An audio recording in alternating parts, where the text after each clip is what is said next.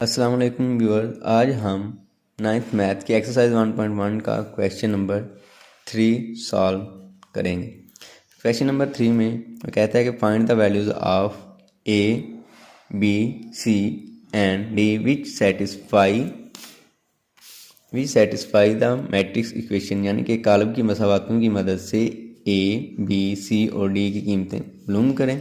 जबकि उसने हमें कालब दिए हैं ए plus C, e plus 2b, c minus 1 and 4d minus 6 is equal to 0 minus 7 3 2d। तो हम इस क्वेश्चन को सबसे पहले मसावतें बनाएंगे और मसावत बनाने के बाद इस क्वेश्चन को सॉल्व करेंगे।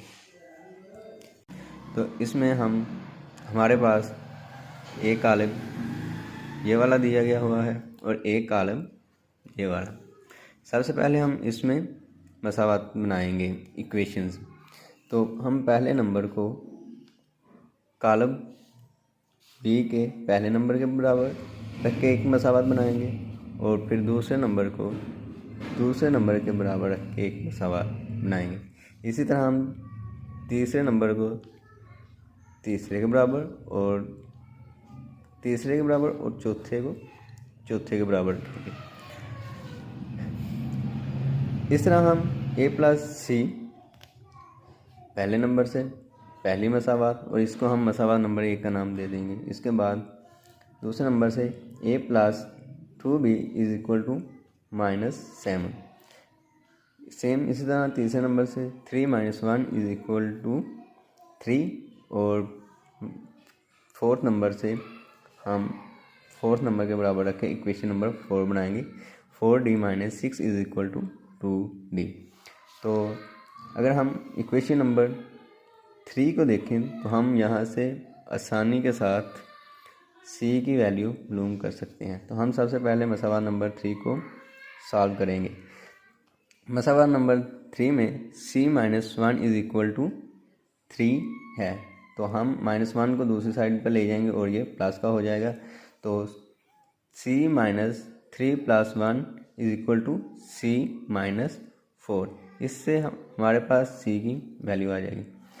इसके बाद हम c की अगर हम देखें तो c मसावत नंबर 1 में मौजूद है और इसको हम दूसरी तरफ पर ले जाएं तो हमारे पास a की वैल्यू आ जाती है।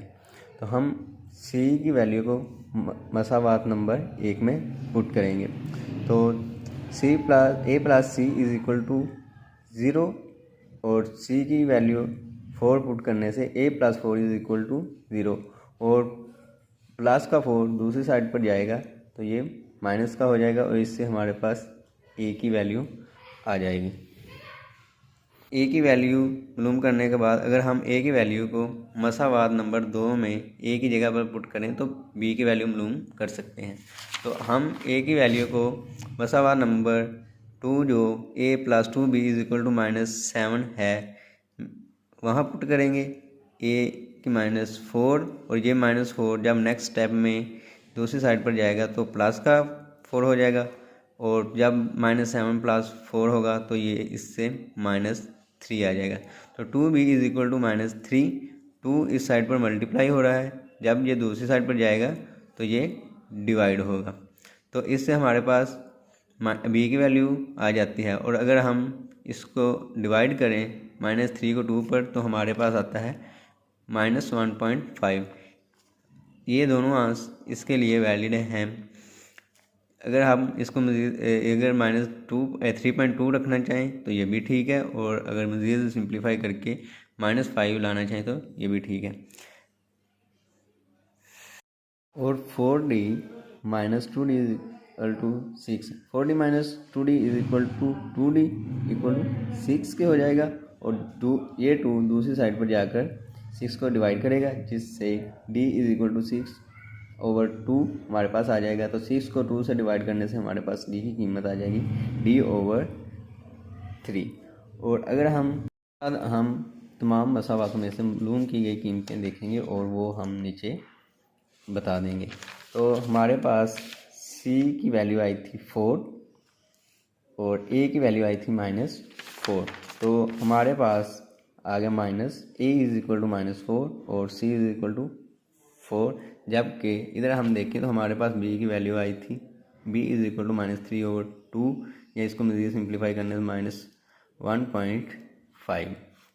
तो इन दोनों में से हम कोई एक वैल्यू लगा सकते हैं। तो मैंने इधर पुट किया है b इज इक्वल टू -3 और हमारे पास d की वैल्यू आई थी d इज इक्वल टू 3 और हम d की वैल्यू को भी इधर पुट कर देंगे। तो ये हमारे पास a, b, c और d की वैल्यू आ चुकी है।